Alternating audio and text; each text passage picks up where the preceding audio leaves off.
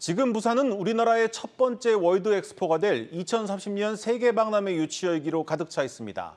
지난 3일부터 부산을 찾은 실사단이 잠시 전 기자회견을 열고 후보지를 둘러싼 소감을 밝혔습니다. 현장에 나가 있는 취재기자 연결해서 들어보겠습니다. 전민정 기자, 실사단이 어떤 평가를 내놨습니까? 네, 저는 지금 2030 세계 박람회 후보지에 대한 실사가 진행되고 있는 부산에 나와 있습니다. 1시간 전쯤 엑스포 개최지 선정을 위해 준비 상황을 점검하는 BI 실사단이 후보진을 둘러본 후 소감을 발표하는 기자회견을 마쳤는데요. 실사단은 이번 실사의 목적은 부산이 엑스포를 개최할 수 있는지 확인하는 것으로 실사 보고서에 어떤 내용을 작성할지 말하기는 어렵다고 밝혔습니다. 하지만 부산에 와서 따뜻하고 뜨거운 환영을 받았고 정말 엑스포를 열고 싶어 한다는 열정을 느낄 수 있었다며 엑스포 유치 열기에 대해 호평했습니다. 실사단장의 소감 직접 들어보시죠. Busan has everything that it takes to host a World Expo. Thank you. 네, 실사단은 어제 체험한 에어택시라 불리는 도심항공 모빌리티에도 찬사를 보냈는데요. 지상에서의 교통이 하늘로 바뀔 수 있는지 궁금하다. 아주 흥미로운 기술이다라고 소감을 밝혔습니다. 또 기후변화라는 주제에 대해서도 높게 평가하며 향후 더 심오하게 다뤘으면 좋겠다는 조언도 내놓습니다. 박형준 부산시장은 기자회견에서 이번 실사는 준비된 부산을 확실하게 보여드린 후회 없는 실사였다고 자평하며 부산에 대한 좋은 평가를 당부했습니다. 네, 실사단이 기자회견에서도 밝혔지만 부산 엑스포 예정 부지를 둘러보면서 우리나라의 첨단 기술을 또 체험했다고 하죠. 실제 반응은 어땠나요?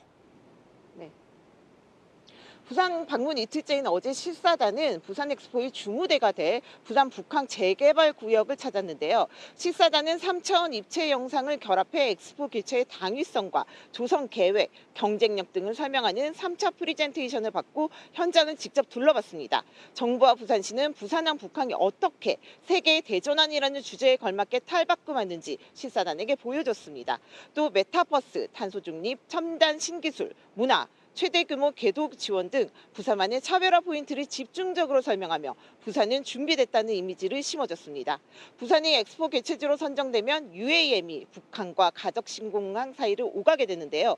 SK텔레콤이 만든 체험 부스에서 실사단은 거대한 드론 형태의 UAM 기체에 탑승해 VR 고글을 쓰고 2030 북한의 미래를 구현한 호남 형식을 직접 체험하는 시간을 가지기도 했습니다. 체험을 마친 실사단원들은 연진 엄지를 들어 보이며 만족감을 나타냈고요. UAM의 이동 속도나 충전 시간 등에 대해 열정적으로 질문하는 모습을 보이기도 했습니다. 네, 지금 부산 현지에서 특히 기업들의 유치 지원 열기가 뜨겁다고 들었습니다. 현장 분위기는 어떻습니까? 네, 실사단장은 세계박람회 개최를 유치하기 위한 중요 채점 요인에 기업과 시민들의 지지도 포함된다고 밝혔는데요. 실제 부산에 와보니 기업들의 뜨거운 유치 지원 열기가 느껴졌습니다. 삼성전자는 엑스포 유치를 응원하는 대형 현수막을 부산 곳곳에 내걸었고요.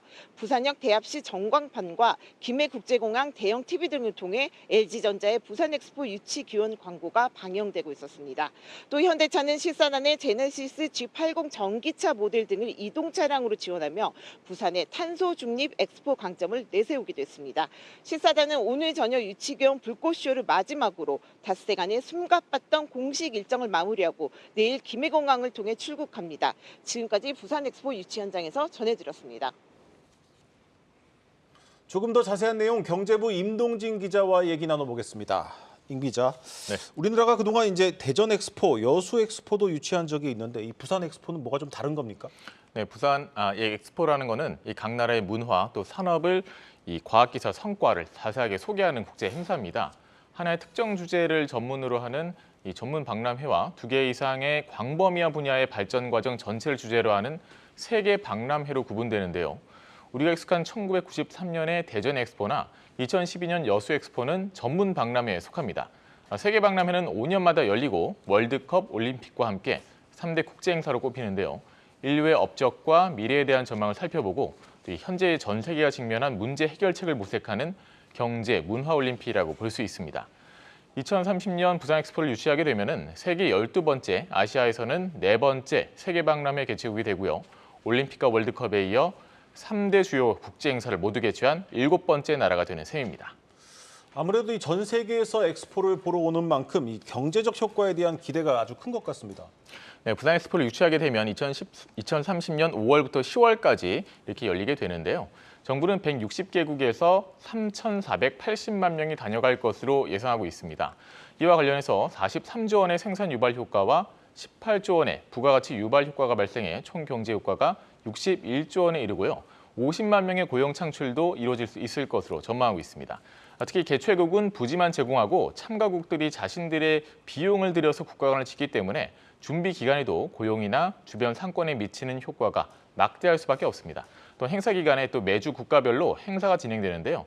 따라서 각 기관에 맞춰서 해당 국가의 정상급 인사가 방문하고 경제 사절단도 오기 때문에 다양한 비즈니스 창출 기회도 기대할 수 있습니다. 2010년에 열린 상하이 엑스포의 경우 관람객 7,300만 명, 48조 원의 생산 유발 효과, 63만 명의 고용 창출 효과 등이 있었던 것으로 분석되고 있습니다. 네, 그리고 또 특히 이번 유치전에서 눈에 띄는 게 기업들이 또 적극적으로 나서고 있다는 점이겠죠. 네, 윤석열 대통령이 이 부산 엑스포 유치를 국정과제로 채택하면서 정부와 민간이 전방위적으로 나서기 시작했는데요. 윤 대통령은 국무회의나 수석 비서관 회의 등 중요한 자리마다 부산 엑스포 유치에 총력을 기울여달라고 언급하고 있습니다. 지난 3일엔 직접 국제박람회 기구 실사들을 만났고요. 현지 실사 마지막 날인 오늘도 부산에서 중앙지방협력회의를 주재하고 중앙정부와 지방정부가 함께 이 부산 엑스포 유치에 모든 역량을 동원해 힘을 모아줄 것을 당부했습니다. 삼성과 SK, 현대차, LG, 롯데 등 10대 그룹 총수들도 팔을 걷어붙였습니다. 각 기업들이 유치 교섭을 위해 지금까지 다녀온 국가는 84개국인데요. 거리로 따지면 지구 64.5바퀴에 달한다고 합니다. 부산 엑스포 유치위원회 공동위원장인 최태현 SK그룹 회장은 물론 이재용 삼성전자 회장 등 기업 총수들은 특사 자격으로 각국을 방문해 윤석열 대통령의 친서를 직접 전달했습니다.